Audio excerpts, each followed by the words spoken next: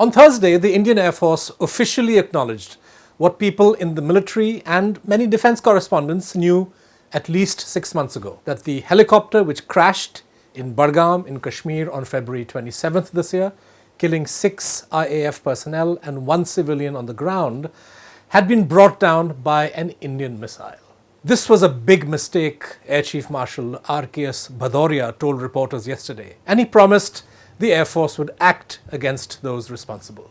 In this episode of Beyond the Headlines, we will look at the backstory to Budgam and analyse whether 7 months after the Balakot airstrikes, which preceded the tragedy, we have a clear sense of what the costs and accomplishments of the action really were.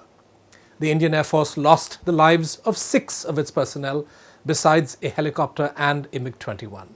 One of its pilots was shot down, captured and paraded on Pakistani television, and an Indian civilian died. Does the ledger have enough pluses to justify the cost India eventually paid? That's the question we're asking today.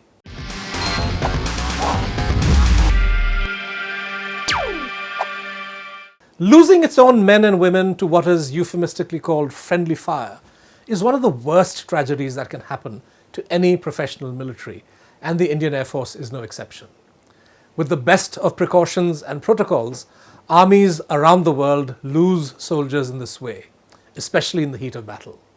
No doubt, the IAF needs to introspect, fix responsibility, and rectify the way it operates so that such incidents are avoided in the future.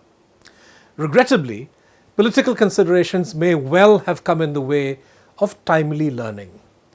The well-informed defense writer Ajay Shukla has alleged that the results of the court of inquiry into the crash were delayed so as not to cast a shadow on the political mileage that the Bharatiya Janata Party was extracting from its boasts about Balakot during the Lok Sabha election campaign. The IAF issued a denial then, but the fact that it has now publicly admitted what Shukla was able to disclose suggests the Modi government did indeed suppress the findings for several months. The reason for the high degree of political sensitivity was because of the fog surrounding Balakot.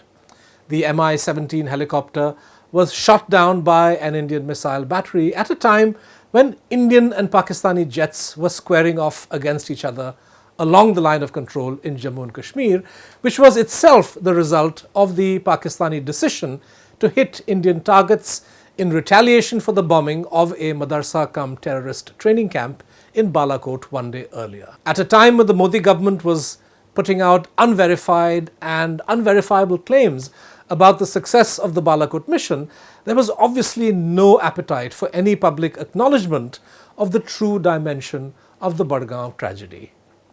This was a clear case of political leaders putting their own fortunes ahead of the lives of Indian military personnel.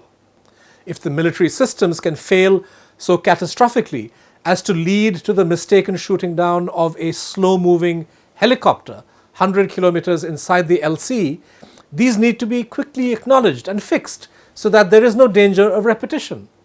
Given the level of India-Pakistan tension, responsibility for the big mistake needed to be assigned, and the lessons from Budgam quickly learnt and absorbed within the military rather than being kicked down the road for political reasons. Coming back to the larger question of gains and losses, the sad fact is that we still do not know what, if anything, the Indian side accomplished from the bombing run of Balakot, either in tactical or strategic terms. At the time, loose claims were made by ministers that several hundred terrorists had been killed. They were generating political fodder for the pliant big media. On their part, the IAF and the Ministry of External Affairs were far more circumspect in describing the extent of the damage. And of course, satellite imagery and analysis by international experts suggested that the damage wrought to the madrasa compound in Balakot was not as extensive as the Indian government was claiming. So, did the IAF kill 300 terrorists, or was it just 3 trees, as Imran Khan insists? The answer to that question is that it simply does not matter. I say this because Army Chief Bipin Rawat told us last month that the Balakot terrorist site is up and running, and that no less than 500 terrorists are about to be launched into India. If General Rawat is right, and far be it for me to question him, then the Balakot airstrike clearly accomplished nothing of any lasting value. The stated purpose of bombing the madrasa was to prevent the imminent launch of terrorists against India. But 7 months later, it seems the same compound is ready to launch the bad guys against India anyway. Some analysts argue that the real gain from the airstrikes was not the killing of terrorists, but the calling of Pakistan's nuclear bluff. Pakistan can no longer stave off Indian retaliation by holding out the threat of nuclear war, so the argument goes.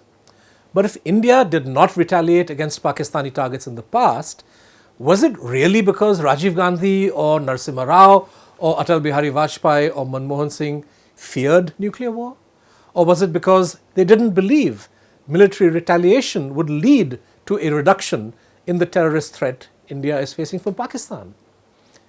Because they knew that you can bomb a place like Balakot, but another Balakot will quickly emerge to take its place. 7 months after Pulwama and Balakot and Budgam, the biggest challenge the Indian state faces is not from Pakistan or from the various terrorist groups that the Pakistani army sponsors. The Indian military has shown that it is quite capable of meeting that challenge, whether in Kargil or any other place on this side of the line of control. But what will the Indian state do about the restive population of Kashmir? A challenge so potent that it requires them to be cut off from the internet and mobile telephones. A threat so deadly that it requires the imprisonment without charge of thousands of people, including elected politicians, and the violation of our own constitution. The Modi government wasted its first 5 years chasing a military solution to India's problems with Pakistan. Having failed on that front, it now believes the problems of Kashmir will go away if the people of Kashmir can be coerced to the point of acquiescence. Well, it couldn't be more wrong. The only thing that will result from this approach, I'm afraid, is that the ledger will continue to be awash in red. If you've been following The Wire, you know that this month we are running a campaign of 30 lakhs in 30 days. We have ambitious plans for a new business show and, of course, for election coverage for Maharashtra and Jharkhand, but all of that requires your support. So please help us raise 30 lakhs in 30 days by donating, and you can do so by clicking on the link in the bottom description. Thank you for watching.